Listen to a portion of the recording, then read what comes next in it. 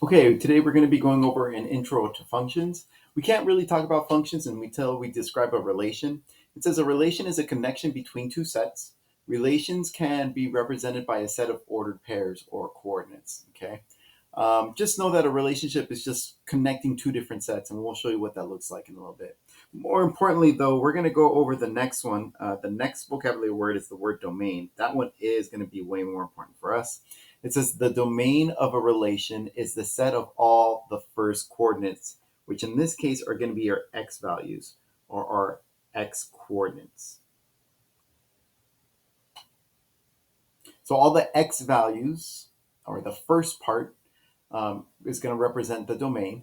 And since we have the first part, we also need to talk about the second part, which is going to be our range. The range of a relation is the set of all the second coordinates, which in our case is going to be all the y values. And in case you forgot, we are going to be working a lot with ordered pairs. Ordered pairs are just sets of coordinates, okay? And you guys have graphed these before. Remember that the first part of a coordinate is the x coordinate, and then the second part of a coordinate is called the y coordinate, okay? So when I say 2 comma negative 3, that means my x value is 2 and my y value is negative 3. Okay, it says for each of the examples below, write out the coordinates, draw a relation map, and find the domain and range. So I know this looks really complicated, but once you understand how to read this, it's really not that bad. Here are all my x values on the first set, and here's my y values on the second set, and the arrows are giving me a relation between the two. That is to say, I know when I have an x value of 1, then what's going to happen is I'm going to have a y value of b. So I can go ahead and write this as a coordinate. This is going to be the coordinate 1 comma b. When the x value is 1, the y value has to be b because that's the arrow that's drawn on my map, okay? Similarly, if I have an x value of 2, then I know my y value has to be a y value of c. So my second one is going to be 2 comma c. Let's see, let's talk about the next one. When I have an x value of 3, where is it going? It is going to d. So when I have an x value of 3, it maps over to a y value of d. And I'm not done. I got one more. The last one says that when I have an x value of 4, it maps over to a y value of b. So there's actually a couple of things that's going to the letter b, and that's okay. So those are my coordinates. I got 1, 2, 3, 4 of them. And I'm going to write them as a set. Okay. The way you write them as a set is you use these squiggly brackets. So we're going to say all of the coordinates are listed in that set. I just put squiggly brackets on the side, and that lets me know all of the different mappings that I have. Okay. All right. Let's talk about the domain of this thing. Remember, we said that the domain of the relation is a set of all the first coordinates. So all of my x values. Okay. I'm just going to list all of my first part of my sets, just those ones. So as far as the domain, what kind of things are in the domain? Well, the first thing that's in my domain is the number 1. The next thing that's in my domain is the number 2. The next thing that's in my domain is the number 3. Remember, these are all the first parts of the coordinates. And then the last thing that's in my domain is the number 4. Those are the only options I have for my first part of the set. Range is going to work the exact same way, except you're only looking at the second part of the set. So your range in this case is going to be the letters B, C, and D. Those are the only things in that set. So again, we're writing it as a set, B, C, and D. So the coordinates are the matching of both the x and the y. The domain is just the first part, which in this case are going to be my x's. And then the range is just the second part, which in my case are going to be my y's. All right, let's try this again. I think we can go a little bit faster since we have a better idea of what this is. Remember, coordinates means I want to write it as a set. So as far as the number 2, where does it go? Well, the first place that it goes is to the number 20. So I know I can write it as a coordinate 2 comma 20. That is the first coordinate that I have. But I'm not done with that 2. That 2 can also map over to the 40. So I have this coordinate that's also 2 comma 40. It looks like I'm done with the 2. I can move over to the 4. The 4 maps over to the 40 as well, so I can have the coordinate 4 comma 40. And I got one more mapping that I can do. I can start with 3 and it'll move over to a 30. So I can write it as 3 comma 30. Remember, I want to write this as a set. So these are all the different things that could happen in my set. So I'm going to put my squiggly brackets on the front and the back. So those are the coordinates that could happen. As far as the domain, remember, domain is the first part of your coordinates. So we're only talking about these guys. What's part of my domain? Well, the 2, the 4, and the 3 are part of my domain. So I can write that as 2 comma 4 comma 3. Notice that these are not written as an ordered pair. It's just your x values. Now, if you wanted to, you could switch the 4 and the 3 so that way they're in order. They don't have to be, but most mathematicians would probably switch it and write it as 2, 3, and 4. Okay, as far as the range, what are part of my y values? My y values are right here. They're the numbers 20, 30, and 40. So as far as the range is concerned, that's the second part of your set. It's going to be the numbers 20, 30, and 40.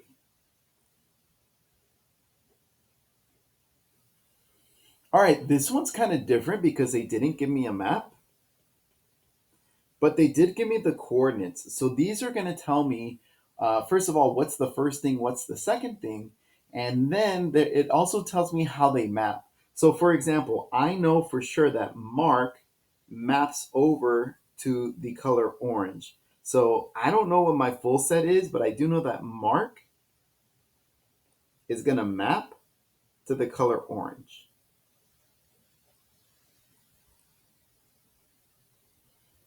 All right, so that takes care of the first one. What's the next coordinate they gave me?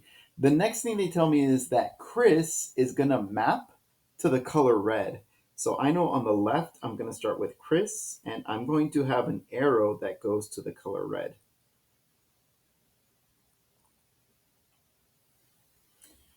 All right, I got another set. I have that Liz is going to map to the color red. So let me go ahead and write Liz on the left. But I don't need to write the word red because I already have the word red on the right hand side.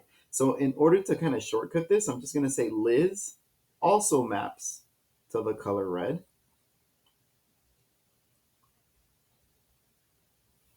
And then the last thing I'm going to say is that Kim maps to the color blue. I don't have Kim and I don't have the color blue just yet. So I have to make a new set and say Kim must match over to the color blue. And I can go ahead and write this as my first set, write this as my second set. Now notice that the other ones are named, and it looks like there are similarities between Mark, Chris, Liz, and Kim. These are all the names. And as far as the second set, orange, red, and blue, those must be the colors. So I was able to make a mapping using the coordinates that they gave me. Now it's going to be really easy. The domain, remember, is just all of the first part of your sets. It's just these guys. So I'm going to go ahead and write them as a set. That's going to be Mark, Chris, Liz, and Kim. And then the range is just going to be your second set. These are the things inside my second set, which is going to be orange, red, and blue. Remember, when you write your sets, you write them inside those squiggly brackets.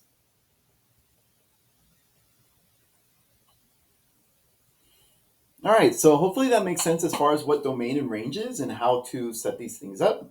Now what we're going to be talking about is something a little bit more precise. It's a function, and this is going to be our key word here, function.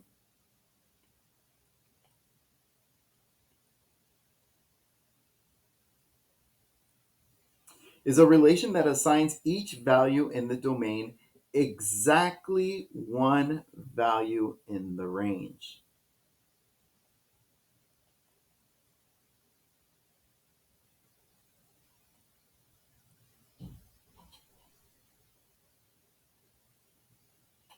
Alternatively, we can say that if every x goes to exactly one y, then it is a function. Okay.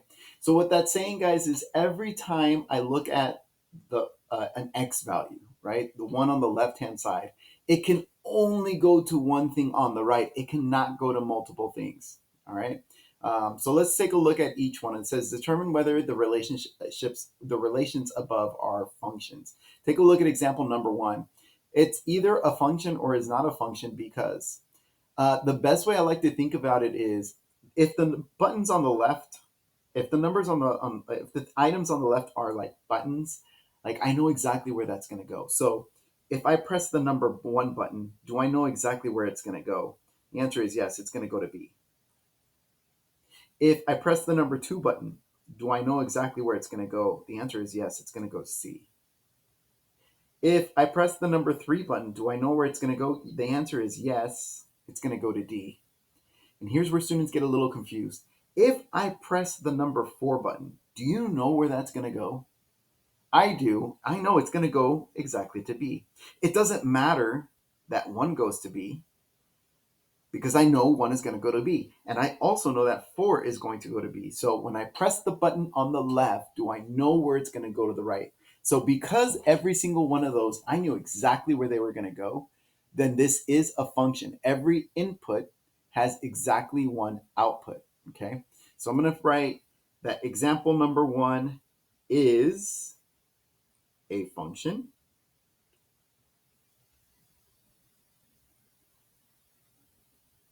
because every x went to exactly one y.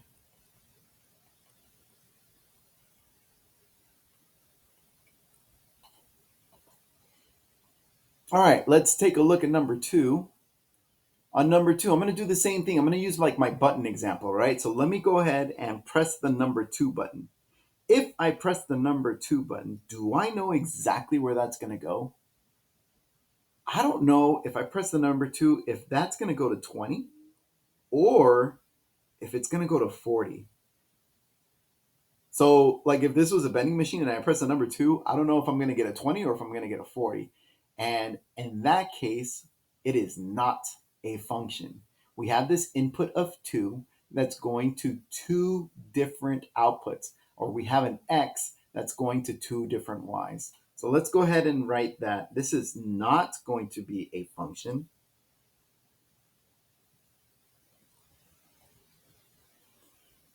Because the input to the x value of 2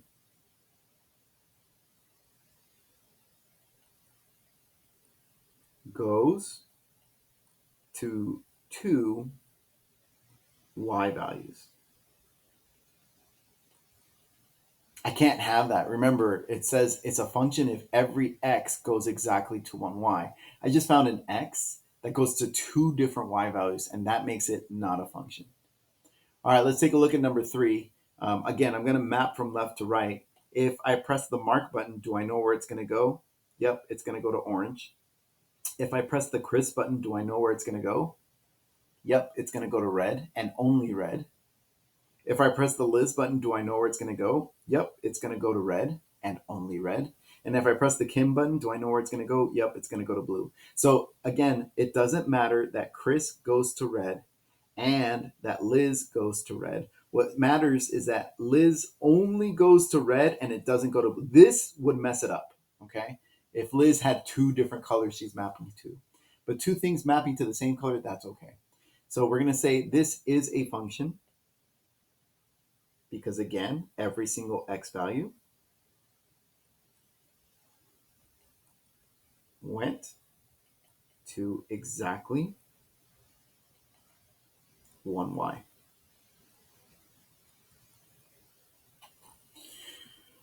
Okay, unfortunately, this is very vocab heavy today. So far you've learned what a relation is, you've learned what domain and ranges is, you've talked about coordinates, and then we talked about a function is a mapping where every x goes to exactly one y. The last thing we're going to talk about is that x can also be called the independent variable because it can be assigned any of the numbers in the domain.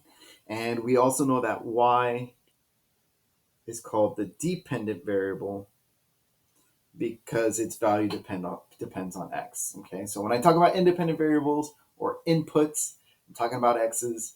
When I talk about y, which are dependent variables, we're talking about the outputs. Okay, they're all kind of interchangeable to some extent. All right, let's see. We're going to go back to this example. Sorry, I'm going to zoom out again. For number 2, the independent variable. Whoops, I just realized that I messed this up. This should be for number 1. And this one should say for number 3. Sorry about that. For number 1, the independent variable is, let's take a look. Which one is the independent variable on number 1? Remember, your independent are your x's, and in this case, well, it just says x's. So the independent variable is going to be my x, and the dependent variable is going to be your second set, which in this case is going to be y. It is x, and the dependent variable is y. Let's take a look at number 2. The independent variables, or in this case, my x's, are going to be my inputs. And my dependent variables, that's the second one, are going to be my outputs. So I have my inputs and my outputs. Is input. And the dependent variable is the output.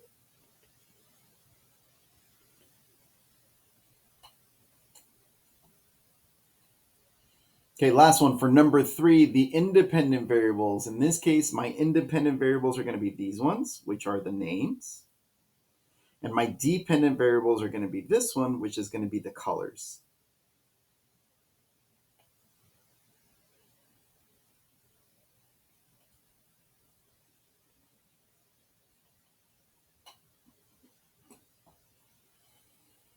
All right, we got a few more examples and then we're going to be done with the notes here.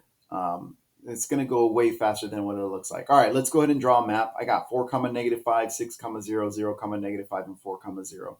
I have the coordinates. Let's go ahead and start making my maps. Let's see, as far as my x values, I see that I have a 4 that's mapping to a y value of -5.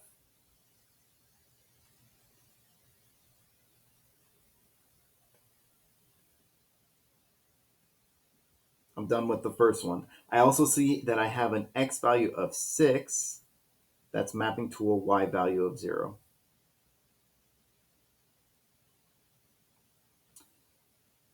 I have a 0 that's mapping to a y value of -5, and I already have a -5, so let me go ahead and draw that in.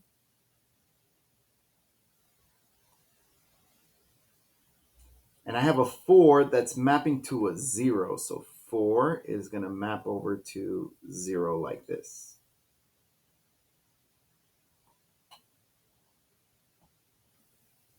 Domain, what numbers do I have in domain? What numbers do I have my x's? I have 4, 6, and 0. What do I have in the range? I got a -5 and a 0. And we're done with this part so far.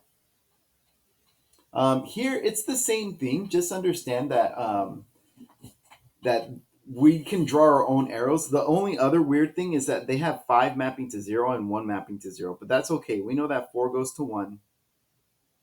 3 goes to 5. 5 goes to 0.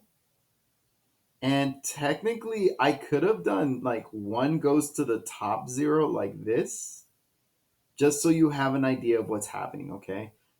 But they wrote it like this. That's okay.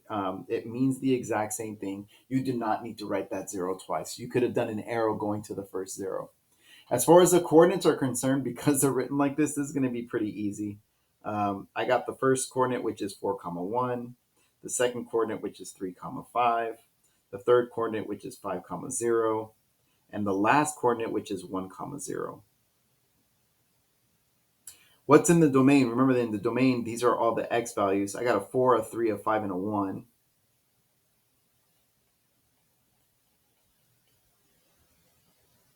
What's in the range? Now, you do not write this twice, right? What do I have in the range? I have a 1, a 5, a 0, and a 0. It doesn't make sense for me to say a 0 and a 0 like I know I have the 0. So I'm just going to write that I have a 1, a 5, and a 0.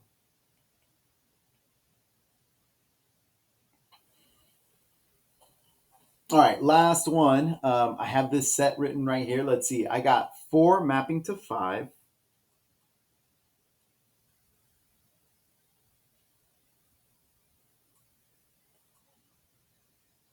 I got 7 that also maps to 5. And then I got 12 that, oh, look at that, it maps to 5. So these are my x's. These are my y's. As far as the domain is concerned, what x's do I have? I have a 4, a 7, and a 12.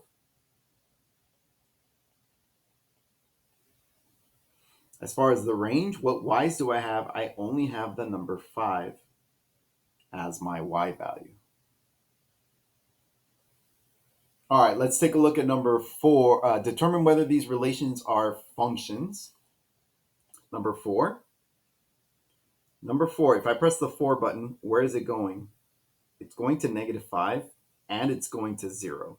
That's not going to work. So it's already not a function because that 4 is messing stuff up. So I'm going to say 4 is not a function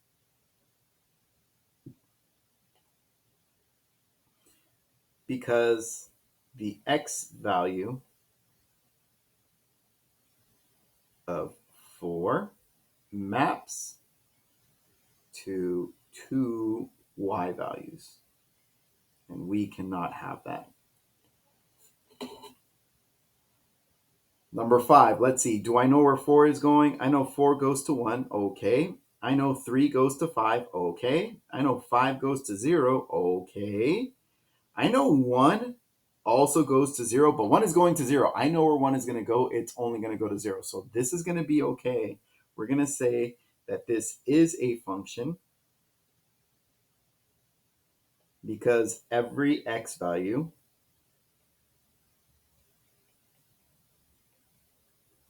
goes to exactly 1 y value.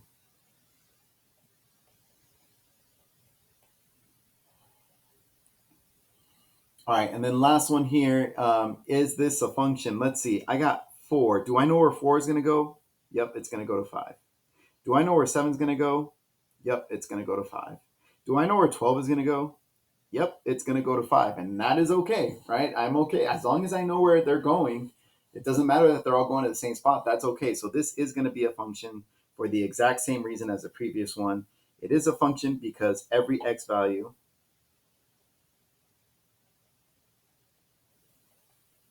goes to exactly 1 y value.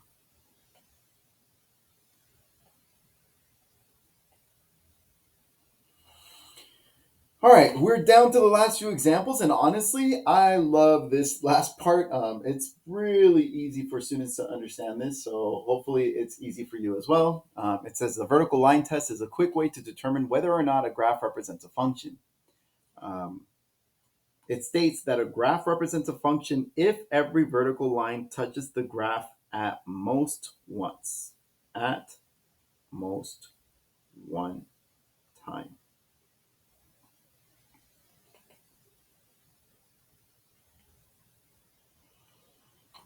It says use the vertical line test to determine whether which of the following graphs are functions. So guys, here's what I'm going to do. It's almost like grabbing a ruler. You're going to draw a vertical line and you're going to slide that ruler and make sure that it's touching only one time. So check this out. Let me go ahead and do this with a pink line so that it stands out.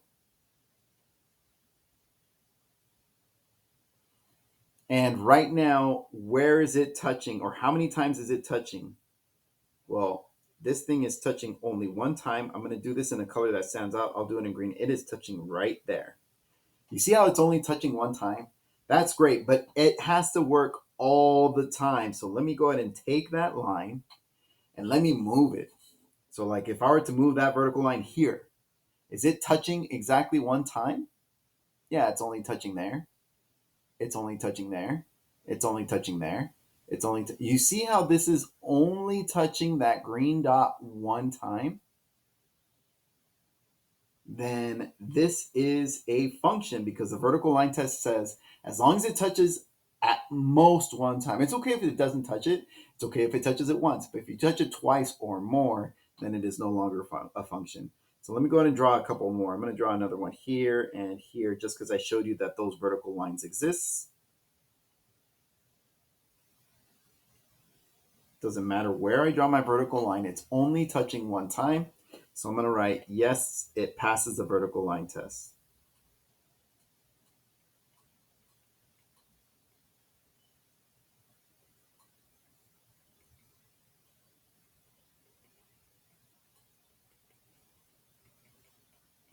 Okay, let's try the next one. Same thing. I'm going to draw a vertical line. I'm going to put a green dot where it touches. This one's going to be a little bit different because honestly, like over here, sorry, let me go ahead and try to grab that again. There we go. It touches right there. Right here, it's not touching at all, and that's okay. It's not touching right there. It is touching only once. It's not touching at all. It is touching only once, not touching, not touching, not touching, not touching. It is touching once. As long as it doesn't touch it more than once, you should be okay. Okay, so this one also passes the vertical line test. Let me give you a couple more examples just so you see. On this one, it didn't touch it at all. That's okay. On this one, it did touch it just once. That's okay as well. I'm going to say, yes, it passes the, and I'm just going to go short vertical line test. Okay. Since it passes the vertical line test, it is a function. All right, let's take a look at the next one. I'm going to draw a vertical line. I'm going to put a green dot. Does this pass the vertical line test? Let me go ahead and grab my line.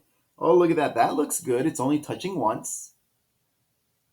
That does not look good. It's touching once, but now I got to put in another dot. It is touching twice. We say fails VLT.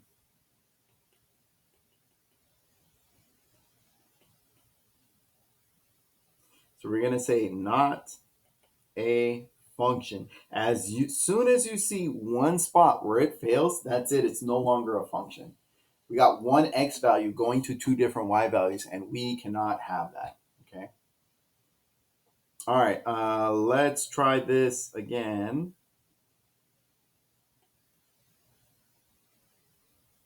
All right. I got my line here, and I'm going to have my green dot. Let me go ahead and put my green dot like right smack in the middle. And we're going to check this vertical line test. Let's see if this thing works. Right there, it's touching once, touching once, touching once, touching once, touching once, touching once. Here's where it gets tricky. You see, if I put the line here, actually, I know it's touching up there. Now the question becomes, is it touching right there? The answer is no. Because it's empty, technically there's nothing here. Remember, the other one was filled in, so the other one is touching up top. It does work there, but there's nothing in here. So it's not touching it down there. So technically, this is only still touching it once. So it's still doing okay. It's doing okay, okay, okay, okay, okay, okay. It's not touching at all here, which is fine. Okay, okay, okay, okay. So yeah, this is passing the vertical line test. I'm going to put a couple of extra lines just so you can kind of see. Sorry, let me move that. I don't like that. I'm going to put a couple of extra lines so that way you guys can see that this is passing the vertical line test.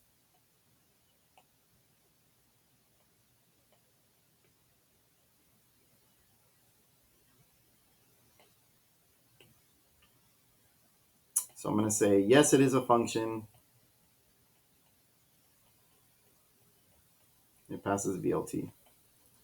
All right, guys, last one. We're going to make this quick. I'm going to draw a vertical line right here. Whoops, that doesn't look good. As soon as I see it touching twice, fails vertical line test.